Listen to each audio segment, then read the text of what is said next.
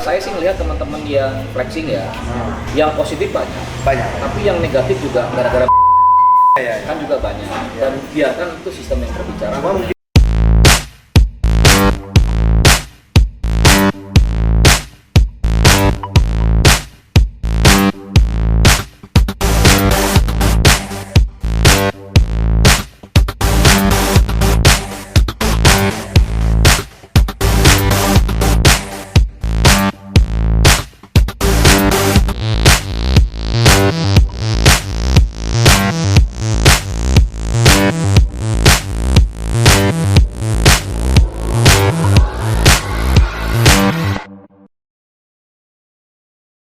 Bismillahirrahmanirrahim. Assalamualaikum warahmatullahi wabarakatuh. Sahabat Dakara TV, sore ini ya kita kedatangan seorang teman lama nih. Waduh, teman lama, seorang pengusaha, juga aktivis ya. Ini aktivis pengusaha atau pengusaha aktivis ini. Tapi sekarang juga dia ini udah main politik. Mudah-mudahan nanti jadi politisi benar ya. Kita tunggu nanti entah tahun berapa nih di apa melayang di Senayan gitu ya bro ya. Gimana kabarnya Bro Sirat? Baik, alhamdulillah, laik iman. Ini kalau dibilang sebenarnya mulai dari apa? IPB, Bogor, Jakarta. Ini namanya kayaknya udah terkenal ini ya. Terkenal jelek ya. Mudah-mudahan sekarang makin bagus. Bisa diceritain nggak Bro? Sebenarnya Bro Sirat itu siapa sih gitu? Dan dari mana sih? Nah. Ya, bismillah nih. Jadi sebenarnya saya nih termasuk orang yang biasa-biasa aja. Jadi sekarang di usia 40-an lebih lah. Iya. Memang lahir dari keluarga karyawan perkebunan. Oh, perkebunan ya bro ya? Iya. Untuk mengapa saya disuruh masuk IPB? Iya. Jadi masuk ke IPB karena amanah ayah lah gitu. Iya. Ya alhamdulillah sekarang punya istri satu, bro. Jadi ada peluang ini. Jangan ditutup kemungkinan ya. Anak 3 alhamdulillah dan punya beberapa bisnis lah. Ya nggak gede-gede banget dibanding Dakara Group nih. Tapi oke lah gitu buat hidup. Iya. Kalau organisasi saya sekarang di masa 40-an ini sebenarnya sudah selesai ya. Jadi pengusaha muda itu ini saya di Badan Pengurus Pusat. Iya. Di bawah kepemimpinan Ketua Andi Mataliti, saya di kompartemen Bisa Digital. Oh, oke. Untuk Kadin, alhamdulillah diamanahi jadi wakil ketua Kadin di Jakarta Timur. Ini di bawah kepemimpinan Ketua Anta Ginting. Nah kita juga mengurusi jasa-jasa khusus lah. Kan ini banyak sekarang nih industri kreatif makin berkembang, jadi kita coba kembangkan. Ya termasuk konten yang seperti ini termasuk jasa khusus juga. Betul. Jadi ini industri kreatif yang mulai muncul marketnya. Gitu. Ini harus terus kita dorong lah. Iya benar. Sukses terus nih Dakara Channel. Siap. Jadi jangan lupa ya, like, comment, and share. Subscribe. Gitu, kira-kira begitulah. Tapi kan gini, ini mungkin juga banyak nih sahabat Dakara TV yang belum tahu ya. Saya dengan Bro Sirat itu dulu satu pesantren loh. Jadi walaupun Alina ya. Jadi walaupun dia kayak gini, sebenarnya ilmu agamanya juga kuat gitu loh ya. Cuma mungkin banyak orang yang nggak tahu gitu. Ini kan ilmu hebat. Kalau kita orang lain nggak tahu kita anak pesantren, mereka hebat itu. Kita sembunyikan. Tapi gini lah bro, mungkin kita ini ya, kita kan sama-sama alumni PB ya. Siap. Saya mungkin mencoba mendahului membicarakan itu gitu kan. Apa sih kehebatan kita alumni PB ini bro? Sehingga kita kan jujur aja nih, gue tahu nih bro sebagai pengusaha, juga aktivis ya. Sekarang juga mungkin mendekati politisi. Itu kan ya sebenarnya 3 pekerjaan yang cukup rumit ya. Tapi kan pasti ada perjalanan ini kan pasti ada yang mewarnai kan gitu ya. Betul. Nah, itu apa yang dari sebagai alumni PB apa yang bisa dipegang? Jadi memang alumni IPB ini kebanggaan sekaligus beban. Oh ya, oke. Beban karena memang ilmu yang diajarkan di IPB ini bukan ilmu biasa-biasa saja sebenarnya. Iya. Dan alumni IPB ini terkenal sebagai perekat. Di antara kontestasi misalnya ini antara alumni A dan B. Universitas yang katakanlah 5 universitas tertua saudara kita nih. Tapi sekarang kayaknya kita nomor 1 terus. Nomor 1. Karena kata Pak Rektor nggak ada lagi. Pak Rektor sekarang juara. Saya bangga sekali dengan Pak Rektor. Dulu tuh kita selalu menengahi. Jadi wasit. Kalau di kajian Alinaya tuh umatan wasyatan. Selalu jadi wasit. Betul. Nah, itu kehebatan alumni IPB menurut saya, dia bisa nyunda. Bisa nyantri, bisa nyakola. Jadi tidak terlalu ngebet terhadap sesuatu dan dia bisa menengahi. Karena ini anak-anak lab kan, kebanyakan sibuk dengan urusan lab gitu. Nah, yang kedua saya kira yang saya dapat yang berbeda sekali dengan alumni yang lain adalah kemampuan untuk systemic thinking. Itu yang saya dapat ya. Jadi mereka alumni IPB ini jadi struktur berpikir struktur berpikirnya ajak biasanya. Ini beda dengan teman-teman mohon maaf misalnya perguruan tinggi dari swasta ya. Kadang-kadang kalau IPK nih gue kok IPK-nya kalah sama dia, tapi kok pinteran gue. Betul. Itu satu ya. Gue merasakan juga itu. Teman-teman yang kayaknya IPK jangan bilang jangan ya. Terlalu gampang. Tapi enak banget gitu. Susah gitu ya. Itu susah banget ya, Bro. Tapi pernah ngulang enggak? Pernah ngulang enggak? Alhamdulillah enggak. Cuma jadi dosen. Di Unsia. Satu lagi ini social development, brother. Jadi IPB ini dia kan universitas sains ya. Ilmu sains dan universitas yang mengelola pertanian. Kalau kita bisnis pertanian, brother, kita selalu mengelola dua makhluk hidup nih. Petaninya atau peternaknya dan yang peliharaan ya kan. Jadi kalau kita bikin pabrik gampang. Kita produksi ya sudah gitu. Manusianya faktor produksi. Tapi kalau di pertanian ini ribet nih. Kalau petaninya ngolah-ngolah, nipu-nipu nih kita rugi kan sebagai usaha. Jadi akhirnya saya lihat ada dua pendekatan social development. Jadi bukan juga kita mendapatkan output atau produksi yang bagus, tapi juga orangnya diwongke. Ini orangnya dimanusiakan, orangnya ditinggikan derajatnya. Dan pertarungan ini saya lihat sampai alumni pun kita masih selalu diingatkan oleh teman-teman alumni ya kan. Jangan gampang main impor, terus misalnya scale up peternak misalnya yang biasa satu sapi, bagaimana supaya 2 sapi? Itu profesor kita sampai sekarang, guru-guru besar kita, ahli-ahli kita yang dari IPB itu selalu memberikan itu. Jadi ini nih konsep berpikir yang struktur tadi, yang kedua adalah social development. Bayangkan dunia semakin begini, semakin orang semakin individualis, tapi kita punya bekal yang kuat. Mungkin itu juga yang mendorong jadi yang bersamai semua aktivitas ya gitu ya. Karena itu saya ini juga kan kita melihat nih gini ya, alumni lain ya, kan aktivitasnya mungkin terlalu kelihatan tujuannya. Kita kadang-kadang lebih baik yang sosialnya sebenarnya kan gitu ya. Kita pokoknya ikut di mana-mana ya. Saya juga merasakan gitu, organisasi kedaerahan ya kan, ya ampun alumni itu sendiri. Tapi memang kita ada rasa keterpanggilan itu ada gitu loh. Jadi mungkin berarti itu ya. Itu yang saya dapatkan agak menonjol dibanding yang lain. Kalau kurang jangan dibahas lah. Itu nanti di belakang aja. Oke bro, jadi tamat dari PB berarti tahun 2000? Saya 2002. Langsung terjun tuh ke bisnis. Saya jadi profesional dulu 13 tahun. Profesional. Pekerja. Di air ya? Kalau di dunia water treatment, water transmission, water project itu kira-kira 8 sampai 10 tahun lah. 8 sampai 10 tahun. Tapi sisanya tuh pindah-pindah. Biasa lah itu. Itu ciri khas IPB. Sebenarnya bukan karena jelek, bro. Kita laku. Biasanya dibajak orang gitu. Karena saya nanya-nanya juga teman-teman yang profesional itu dibajak biasanya. Banyak teman-teman kita yang cerita gitu ya. Berarti main di bisnis sudah sekitar berapa tahun, bro? Udah ada total kalau bisnis yang benar-benar saya keluar dari profesional, tapi kan sempat nyambi juga, bro. 2 tahun masih profesional itu saya minta resign ke pimpinan. Saya ada waktu 2 tahun itu saya sudah mulai nyambi-nyambi lah. Berarti start tahun 2014-an lah. 2014 sudah all out tuh di bisnis. 2016 all out. Jadi PT saya udah muncul, Arus Tirta Niaga Tama. Tapi selama 2 tahun sebelum ini saya sudah prepare. Istilahnya Sabtu dipersiapkan Minggu, lah gitu ya. jadi teman-teman yang outsource Sabtu Minggu jadi teknisi kita kerjakan, project-project kita kerjakan. Dan kebetulan 5 tahun terakhir itu saya bekerja di perusahaan asing. Saya cuma sendirian di sini, bro. Jadi saya kerja nggak 10 to 5, saya cuma pakai Skype, pakai WhatsApp, pakai Outlook kerjanya. Jadi sebenarnya kayak zaman Covid gini gitu ya? Saya udah terbiasa kerja. Berarti start 2016. 2016 lah. Berarti tapi sebelum ke situ kan kalau aktivitas saya kira jalan terus ya? Jalan terus. Organisasi seneng ya itu social development ini kalau nggak kita rawat, saya kok ngerasa rugi ya. Cuman kita jadi manusia korporat. Ini pilihan hidup aja teman-teman. Itu aja. Jadi main di bisnis, terus sekarang lebih konsen berarti sekitar 5 bisa lu katakan yang mungkin 6 tahunan lah ya full ya. Iya, 6 tahunan full. Jadi bisnisnya boleh ceritakan bro, lebih ke mana? Saya ada 2 perusahaan water. Yang pertama memang perusahaan saya sendiri, keluarga.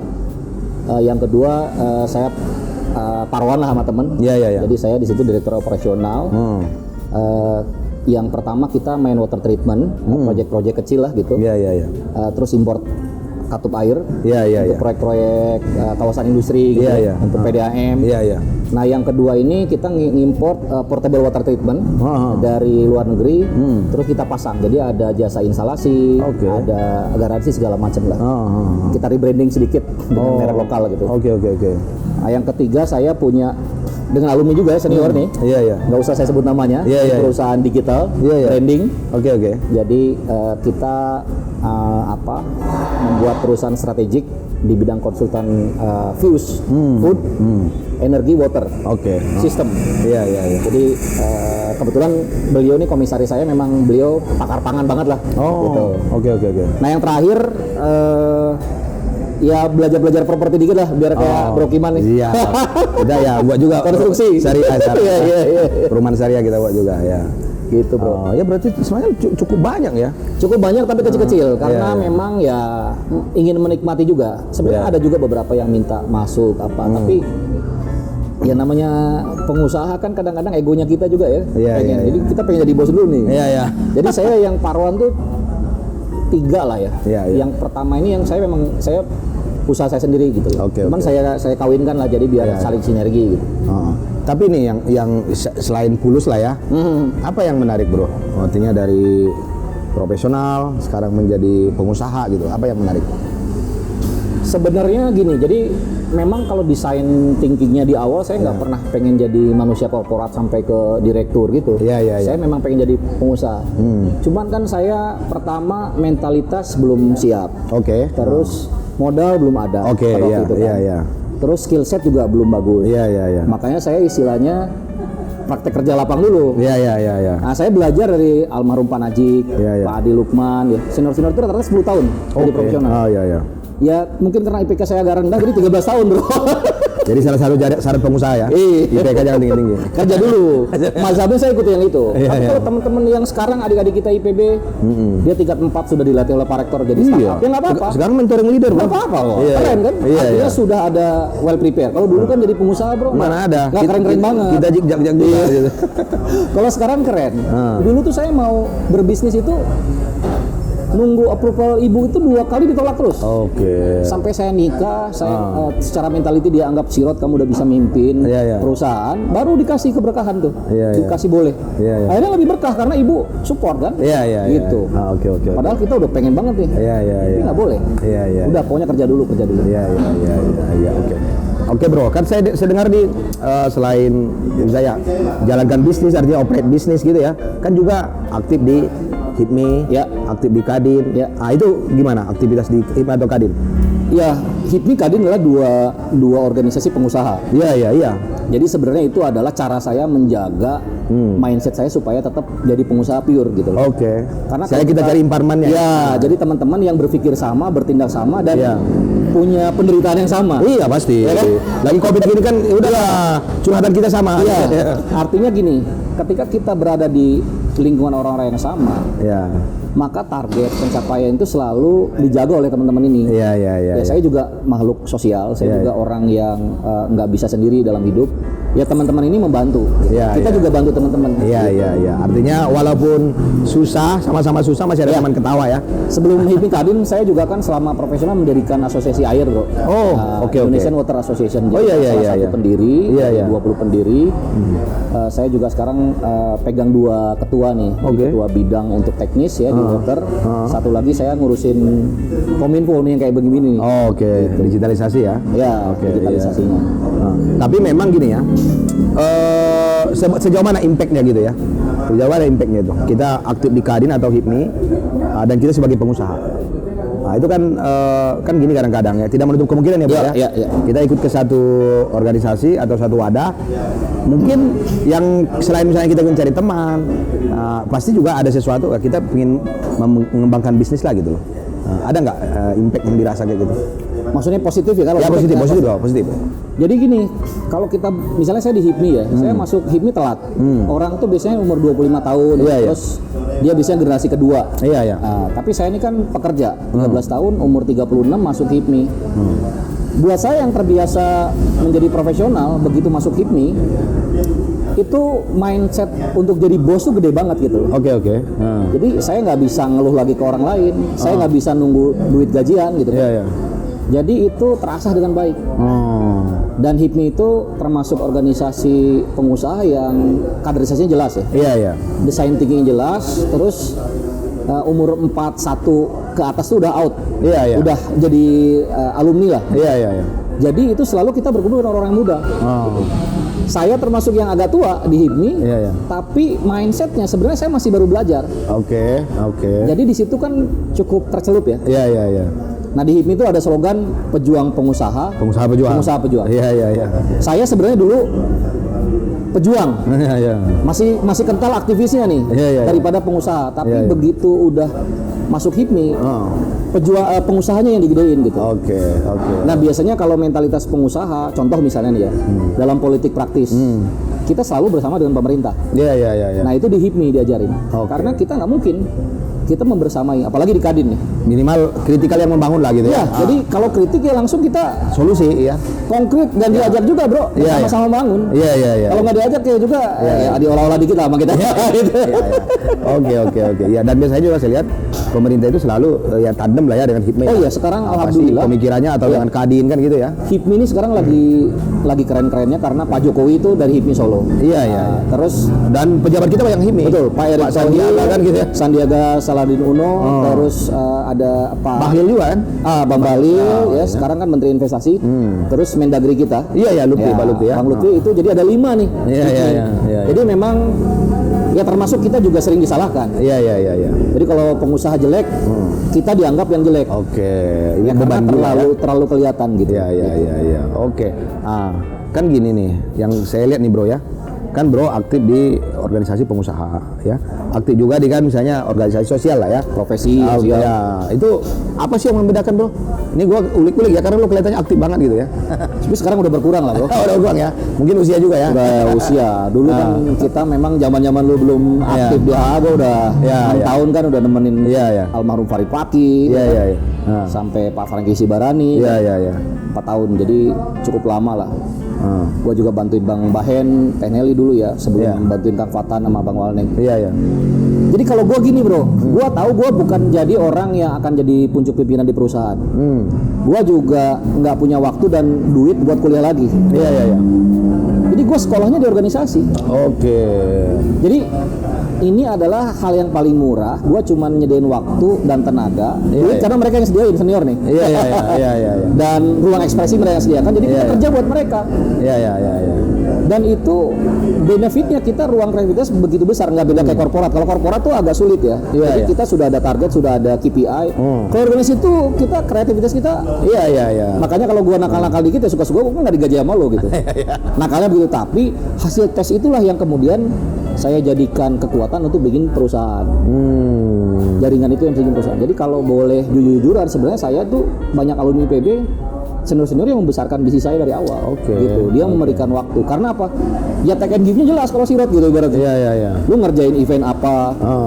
Anak-anak yang masih angkatan di bawah 10 tahun di bawah saya selalu rekrut untuk bangun kegiatan. Gitu. Iya. Nah itu kan project management sebenarnya. Iya. Nah skill set ini berguna banget di bisnis. Oke. Jadi tetap muaranya sebenarnya ke bisnis. Iya, di bisnis. Tapi memang kita harus mencari ya mungkin benar juga lah kata Bob Sadino itu kan istilahnya dokter di lapangan lah kan gitu ya. Nah, Bob Sadino waktu zaman kita di Fnet dulu bro. Iya. Oposisinya BEM Fateta. Sama Prof siapa? Hani Wijaya ya. Kan datang tuh, Bob datang pakai celana pendek. Itu kan guru kita, wirausaha pertama kita gurunya Om. Ya kan? Jadi teman-teman, kami dulu di IPB karena boleh dikatakan sebenarnya kalah lah ya di BEM, kami bikin Fnet atau BEM Perjuangan lah ya. Tapi bagus. Kita dulu 10 orang ya. Tapi bagus. Sudah bisa IPB semua ya. Sampai kita di hire sama Prof Hani dulu ke PJK gitu ya. Bantuin mereka ya. Jadi ngidupnya bukan ke dekan Fateta dulu Pak Purwiyatno Haryadi, tapi kita ke Prof Hani. Memang Bro Sirot ini ya kita lah. Emang dari dulu udah aktif ya. Jadi wajar kalau sekarang terus-terusan gitu. Tapi ya. bukan kebencian. Bukan konflik yang dibesarkan, tetapi sama-sama membangun. Cuma memang ya nggak sepaham aja gitu. Ya sebenarnya kan nggak sepaham kan boleh dong. Boleh. Beda boleh. Yang penting sama-sama membangun. Ya membangun. Yang nggak boleh itu justru musuhan kan gitu ya. Jangan sampai baperan lah. Ya jangan baperan ya. Oke bro, sekarang kan di usia sekarang ini ya. Oke, mungkin bisnis sudah mulai settle kan gitu ya. Aktivis juga sudah banyak lah mungkin ya. Kan biasanya yang menggoda itu kan politik. Politik praktis maksudnya kan? Politik praktis. Gimana ke depannya nih? Ya, mungkin sudah sekitar 10 tahun saya tahan-tahan ini. Jadi kalau politik praktis ini, kalau saya sih berprinsip istilah Pak Amin Rais ya, politik adiluhung. Jadi politik peradaban, politik yang bukan buat kursi sebenarnya, buat kemaslahan itu kan kita lakukan bro. Kita ini berpolitik, cuman kan bukan sesuatu yang kita rebut untuk jabatan, kita rebut untuk posisi, untuk gunting-gunting orang.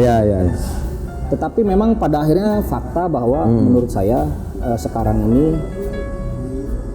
ada kolam yang lebih menarik sih memang. Jadi ibaratnya kita ini kayak kodok. Hidup di kubangan, ya kan, paling jauh kan kolam lah, kodok atau danau lah. Tapi kalau kita udah jadi buaya nih, biasa di muara, itu pasti kita nyebrangin lautan tuh. Padahal sebenarnya bukan habitat dia. Jadi saya tidak mau membatasi. Gitu. Jadi mungkin bisa saja saya jadi politisi, tapi saya kira nggak sekarang lah. Santai aja lah. 2024 belum. Santai aja lah. Kalau politik santai aja. Tapi kan memang politik keluarga juga harus bro. Ya kan? Jadi sekarang keluarga belum nih? Kalau istri saya dari dulu memang nggak suka. Ibu juga nggak suka. Oke. Jadi dia lebih suka lingkungan yang lebih gampang dideteksi kan. Kalau politik ini kan ambience luar biasa kan. Ambience semua. Segini aja gue udah mereka udah repot nih karena gue sering pulang pagi kan. Apalagi kita berpolitik. Dan kasus-kasus sekarang ya ditangkap KPK, BPK, terus masuk penjara dan halnya itu kan berulang-ulang. Ada 300 bupati wali kota bro yang ditangkap. Betul. Nah itu kan sedikit mereka takut kan kalau misalnya suaminya, anaknya tiba-tiba terperangkap ke jurang yang sama. Kan menurut mereka bodoh ini. Karena kadang-kadang gini sama pemikirannya ya. Karena mungkin kitanya bagus. Saya yakin ya kita kan seperti yang tadi kita udah pesantren apa ilmu kita insya Allah udah dibekali lagi. Tapi kadang-kadang memang sistem yang membuat ke situ. Saya banyak juga lah yang kenal beberapa dulunya kita kenal dia orang baik, orang soleh segala macam. Tapi akibat sistem kan akhirnya kena gitu. Pragmatis. Tapi kan ini jadi dua sisi ya. Tapi kalau kita juga nggak masuk bro, ya begitu aja. Bahkan bisa lebih parah. Ya kalau kita punya keinginan merubah sistem ya masuk. Nggak ada cara lain. Ya mungkin sekarang karena kita belum masuk, apa yang bisa dilakukan aja dulu gitu ya. Dan jangan lupa bro, kalau di bisnis itu kita ngurusin hal yang baik. Kalau di politik kita harus ngurusin yang baik dan brengsek. Lo harus kuat. Berarti kita kalau belum kuat ya jangan dulu. Karena kalau cuma cukup baik aja itu berat. Jadi harus ngerti brengseknya juga. Karena yang dikelola kalau di media gitu yang muncul ya yang permukaan aja nih, yang bagus-bagus. Betul. Tapi gini bro, ini juga saya nggak tahu apa ini misalnya menjadi anekdot atau misalnya menjadi pakemnya gitu ya. Biasanya memang pengusaha itu yang saya lihat ya, mereka itu lebih tertarik ke eksekutif. Apakah misalnya jadi menteri? Ya gua aja nih. Gua sih kalau emang ada cita-cita, gue sebenarnya emang lebih tertarik jadi bupati atau jadi wali kota kayak gitu. Itu kenapa itu kira-kira? Udah pantas. Kalau terus sama kita. Jadi kenapa bisa kayak gitu ya? Ya mungkin karena kita punya, kalau kita terbiasa memimpin perusahaan kan kita punya tim yang benar-benar kita bisa eksekusi sendiri. Gitu. Yang kedua, kalau kita punya komisaris kan pimpinan nih, kita direktur nih, bro. Kan di sana juga ada gubernur, ada presiden toh. Kalau kita terus kita punya partner DPRD, sama kan, klien kan ibaratnya.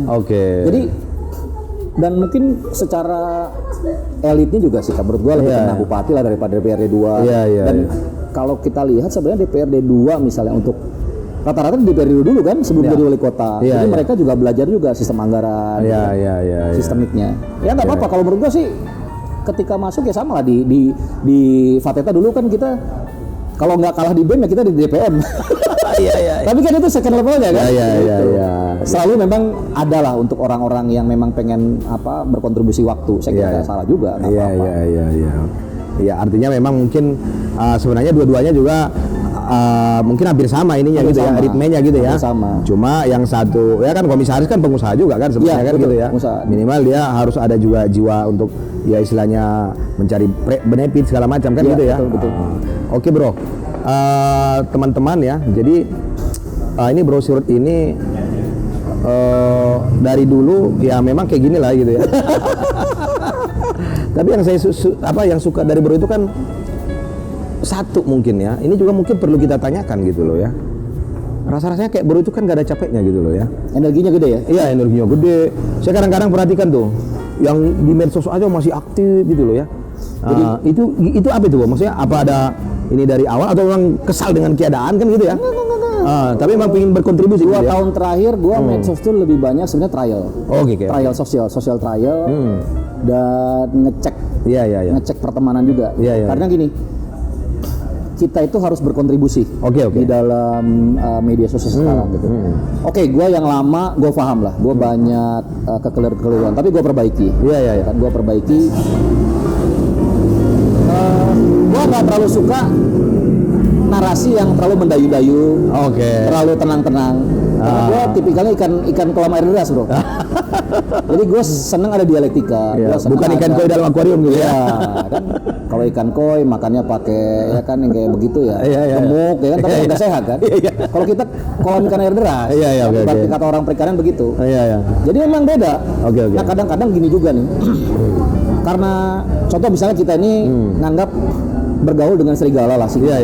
Orang cuman begini aja nih ya. Tapi kita karena sudah bergaul, orang lihatnya kok kayak nyakar ya gitu. Karena yang nonton kucing rumah. Wah ini sirot nyakar nih. Padahal sebenarnya biasa aja. Nah, berarti lu kurang gaul. Sebenarnya kalau saya gaul, saya sampai dulu saya pernah klub catur. Itu pemimpinnya kepala preman Tanah Abang, sekarang almarhum. Terus saya sekarang berteman lagi dengan kepala premannya Pasar Baru Bandung. Mereka ngomong kenceng. Jadi ngomongin darah, saya nggak pernah takut karena memang bokap saya juga ya punya tato gitu. Saya biasa disabuk pakai apa. Jadi sayangnya mereka tuh beda dengan orang-orang yang intelektual di kampung bicaranya. Nah kadang-kadang nih orang karena dia tidak punya mungkin belum Seven Habit ya, belum baca buku Seven Coffee itu. Jadi ngerasanya kayak menyerang gitu. Tapi itu saya rubah om. Jadi saya rubah karena pengusaha juga nggak bagus ya. Kalau misalnya kita terlalu kelihatan aktivis. Gitu. Jadi sekarang yang lunak-lunak lah. Ya kan kritik pun yang lucu-lucu lah. Inilah gitu ya. Mungkin di apa namanya itu tujuannya nyampe. Caranya dibedain. Karena kita nggak, kalau namanya komunikasi kita nggak bisa menyalahkan pendengar. Tapi kan kemarin gini bro, itu gue menarik gitu. Kan gue lihat lu kan juga komen tentang ini, maaf nih kalau halal ya. Akhirnya kan muncul di CNN kan gitu ya. Muncul di CNN. Tapi itu kan salah satu juga kepedulian ya kan. Itu gimana sih ceritanya bro? Gini kan gue punya perusahaan branding dan gue ngaji soal branding ini ke guru-guru banyak lah. Saya sebut aja nih Pak Subiakto terus Mas Dodi, di Telegram itu banyak resource mengenai ilmu branding dan saya jangan lupa saya TIN loh. Saya punya teknologi industri pertanian. Punya dulu Bulin Herlina itu kan pakar pemasaran. Jadi sudah lama belajar begitu. Menurut saya itu ilmu yang nggak keren-keren amat, biasa aja. Gitu. Dan di perusahaan selama di organisasi saya juga biasa bikin logo dan membersamai orang-orang atau UKM atau korporat bahkan di branding. Jadi buat saya kemarin karena kita ngerti, kita belajar, ya kita berkontribusi bro. Di media sosial kita memberikan saran atau ini harusnya begini nih gitu. Harusnya dia nggak begini gitu. Dan itu ternyata direspon ya. Beberapa teman ya yang dekat dengan Kemenak, yang mereka sampaikan ke sana. Nah andilalah akhirnya disuruh bicara juga oleh CNN Indonesia. Ya buat saya itu blessing in disguise lah. Karena saya nggak berharap juga untuk dapat exposure sebesar itu. Gitu. Kita mah niat lurus-lurus aja, ngomong-ngomong aja karena ngelihat receh aja. Tapi luar biasa satu postingan itu sekarang mungkin udah ada 50 orang meminta pertemanan baru gara-gara itu. Ya jadi kan itu ya. Jadi mungkin teman-teman yang belum tahu, ya itulah Bro Sirot gitu ya. Jadi ya pada saat mungkin bahasa sederhananya itu menggelitik gitu ya, menurut kita nggak pas, ya wajar kita berkontribusi gitu ya. Cuma emang tergantung memang zaman sekarang ini ya, kalau istilah orang ya biarkanlah netizen yang menilai kan gitu ya. Karena saya lihat, dan itu juga mungkin bagian dari resiko kita mau show atau tampil di ruang publik ya kan, harus mau digebukin dan ditepukin. Iya kan, itu dua sisi yang harus kita dapat. Justru yang repot nggak ada feedback gitu ya. Itu gitu. Jadi oke bro, ini mungkin waktunya kita juga nggak banyak ya. Siap. Kira-kira nih aku minta lah minimal 3 masukan lah bro ya. Satu kan gini, sekarang ini kan istilahnya kan flexing gitu ya. Flexing. Jadi orang ya pamer apalah segala macam. Ada di buku gua flexing. Oh gitu ada. Gua punya buku menolak lemah. Tinggal dibaca aja. Oke ya. Kan ya di satu sisi gue juga merasa gitu ya. Gue tuh tamat 2021, 2023 tuh gue 2002 gue udah bikin SMP. Artinya kan sebenarnya 20 tahun gue usaha. Iya kan? Tapi ketika muncul di permukaan tuh kalah sama anak-anak kemarin ya. Jadi ini gimana gitu loh ya? Gimana menurut lu? Jadi maksudnya gini, kita kan juga nggak gitu-gitu amat gitu loh. Karena bro kan sama saya generasi senial. Ini kan di ujungnya baby boomer. Iya. Ini generasi kolonial nih. Iya. Ujungnya nih kita. Iya. Kita ini kan berada di ujung perubahan teknologi. Jadi kita ngalamin web 1 tapi sekarang udah web 2 kan. Bahkan web 3. Sekarang ini kita tuh dulu inget MP3 ya, WM sama Napster toh. Iya. Sebelum sekarang jadi iTunes gitu kan. Sebelum secara industri ini sudah legal. Dulu kan generasi kita yang ngacak-ngacak. Iya. Dulu zaman-zaman kita dari Internet Explorer sama Netscape. Tapi Netscape jatuh. Sekarang kan udah ada Google, udah ada apa. Dulu kita nyari zaman Yahoo. Iya, betul. Artinya gini, kita nih generasi peralihan sebenarnya secara sistem teknologi kita paham bro. Iya. Tapi kita ketinggalan zaman juga bro. Jadi udahlah. Jadi kalau memang saya sih melihat teman-teman yang flexing ya, yang positif banyak. Tapi yang negatif juga gara-gara kan juga banyak. Dan biarkan itu sistem yang berbicara. Cuma mungkin gini kali bro ya. Kalau misalnya flexing untuk memotivasi mungkin masih oke ya. Tapi kalau udah jatuhnya pamer dan berbohong, itu yang ya kan kadang-kadang kalau nggak itu kan berbohong gitu ya. Karena yang saya dengar juga ada kadang-kadang sampai ada nyewa mobil-mobilnya ya gitu kan. Ya karena demi konten kan, demi konten atau demi pamer kan gitu ya. Takutnya kan suatu ketahuan kan malu juga. Itu karena lu udah tua sama kayak gua. Ada banyak takutnya. Kalau mereka enggak, mereka nggak pusing karena mereka ngerti branding. Bayangin, kita belajar branding tuh lama banget. Mereka bikin FB Ads atau Instagram Ads itu sudah diajarin sama Facebook algoritmanya, demografinya ini mereka cuma keluarin duit aja. Tinggal pikirin gimana cara cari duit ini. Iya. Oke. Karena sekarang nggak menutup kemungkinan memang dari digital itu nggak bisa dapat duit kan gitu ya. Oh iya. Bisa aja misalkan. Tapi kan nggak sekeren yang dibahas. Sebenarnya biasa aja ya. Biasa aja. Tapi kadang-kadang itu yang buat heboh bagi generasi sekarang mungkin ya. Oke bro, yang kedua nih untuk aktivis. Gimana menurut bro? Kan seperti apa yang kayak tadi. Aktivis zaman kita dulu mungkin saya pribadi ya, kan kita lebih banyak nawa itunya, emang kita mau berbuat gitu ya. Saya nggak tahu nih, aktivis zaman sekarang apa masih harus seperti itu atau gimana? Kalau saya syaratnya gini, kalau mau jadi aktivis itu dapur kita harus selesai dulu. Oke. Ya ada contoh lah beberapa ya. Saya agak kasar nih ngomong. Kalau lu mau jadi aktivis, bini lu harus tajir. Oke. Karena ketika kita mau merawat umat, mau merawat rakyat, mau merawat pergerakan gitu. Kalau urusan dan belum beres, jadi kita hidup dalam itu. Itu berat. Jadi dia nggak punya kekuatan real. Akhirnya kan ngomong-ngomong, akhirnya kerjanya olah-olah, deket ini, deket itu. Jadi kayak orang nggak ajak. Nah, saya rasa sekarang dengan sistematika demokrasi yang mahal ya kosnya. Kan mau nggak mau orang-orang kayak kita yang turun, orang pengusaha, orang-orang yang tahu duitnya di mana, orang-orang tahu cara duitnya di mana, akhirnya masuk politik. Jadi sebenarnya peluang pengusaha tapi yang beneran. Pengusaha orang-orang yang cuma hidup kata-kata aja, berkhidmat kan. Di proyek pemerintah ada, ini ada, tapi misalnya yang retail juga ada. Ketika kita punya bisnis kayak gini, saya baru orang kayak gini ya, harusnya layak politik. Sehingga dia beraktivitas, yang butuh memang umat, organisasi itu yang butuh kita. Jadi lebih enak ke dalam diri kita. Saya itu aja. ya kan kita membantu mungkin ya jatuh gitu ya sudah selesai di harusnya pensiunnya smooth gitu ya. makanya kalau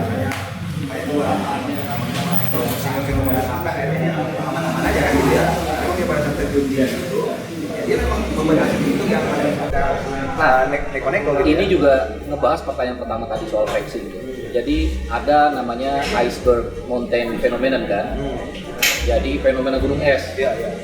Kita kadang-kadang melihat orang itu, mungkin generasi millennials ya yang sekarang nih melihat. Jadi jangan melihat orang yang sudah di pucuk pimpinan itu, oh dia cuma gini-gini doang. Iya. Akarnya itu kuat. Iya. Sebenarnya gitu loh. Nah, cuman nggak terlihat oleh kita. Nah, teman-teman yang milenial kadang-kadang karena dia dibiasakan dengan visual, Instagram, gitu kan, cerita, narasi, gitu. Dia heboh tuh. Dia pengen bikin konten karena dia bisa secara teknologi. Padahal dia bikin langsung cepat. Gitu. Iya, padahal secara technically itu gampang dibikin. Tetapi sebenarnya orang untuk muncul kayak Farel Kasali ya, harus turun gunung kan? Kasih tahu nih flex ini Bang Arya nih begini. Iya. Contoh misalnya Deddy Corbuzier lah, bikin konten. Ya mungkin 25 tahun bro di dunia entertainment. Dia kan berliku jalan. Sampai dia sekarang bikin yang begitu, itu sangat fenomena ya. Setelah ILC agak kurang ini, Bang Arnelius, tapi ada Deddy Corbuzier. Artinya gini, ya memang dia sudah jadi seseorang gitu. Sehingga dia bikin apapun dia jadi emas. Nah, jangan dibalik. Kadang-kadang kalau saya lihat teman-teman yang maaf nih masih muda-muda melihat bahwa dia pengen fast break gitu. Jadi ada istilah dalam manajemen blitzkrieg, blitzkrieg achievement atau apalah. Jadi bagaimana membangun perusahaan startup itu bisa cepat berlipat dengan kecepatan. Kan faktanya kan jadi lu bukan jadi pemilik sebenarnya kan, cuma lu jadi kayak kerja aja. Dan sahamnya makin kecil kan? Makin kecil. Iya. Dan ya saya nggak tahu ya, saya ini nggak tahu juga nih. Bisa flexing juga orang main startup. Yes, flexing. Karena saya coba main juga. Lah, sekarang kalau lu mau pencitraan di media bro, lu belum diaudit oleh audit. Belum masuk ke IDX ya, gua berusaha saham, lu percaya omongannya? Walaupun di media nasional gua nggak percaya, kenapa? Karena yang audit juga bukan perusahaan publik, dan suka-suka lu yang punya saham aja. Media lu tahu sendiri korporat media sekarang, ya kan? Bisa aja kita bilang valuasinya udah sekian, tapi kan nggak ada yang audit. Emang gua lihat transaksinya, kantornya nggak ada kan? Itu orang pajak bisa langsung ngejar itu kalau benar. Iya, oke ya. Teman-teman Dagara TV sebenarnya nih banyak yang mau kita bicarain ya. Cuma nanti kalau dikeluarin semua nanti nggak ada sesi kedua. Siap. Nanti mungkin sesi kedua ya, kapan ya, atau brosur nanti udah jadi apa kita ulang lagi. Aduh. Terima kasih ya. Terima kasih. Sukses. Saya Iman. Amin. Sama-sama. Ya, terima kasih teman-teman sahabat Dagara TV ya. Pokoknya jangan lupa tongkrongin terus ya, atau subscribe terus Dagara TV ya. Ini bagian dari membantu juga atau men-share informasi yang kita berikan ya. Karena gini bro, saya juga dulu kenapa sih buat YouTube ini ya, karena menurut saya ini juga bagian dari usaha kita gitu loh ya, mencerahkan betul. Harus turun tangan ya. Mungkin kita baru ini yang kita bisa lakukan ya, ini aja dulu iya kan. Oke bro, thank you bro ya. Thank you. Sukron. Terima kasih. Assalamualaikum warahmatullahi wabarakatuh. Bisa setia Dagara TV. Dapatkan terus informasi seputar pendidikan, bisnis UMKM IKM, serta energi dan lingkungan. Dapatkan terus notifikasi dari YouTube channel Dagara TV. Jangan lupa subscribe, like, comment, and share YouTube channel ini.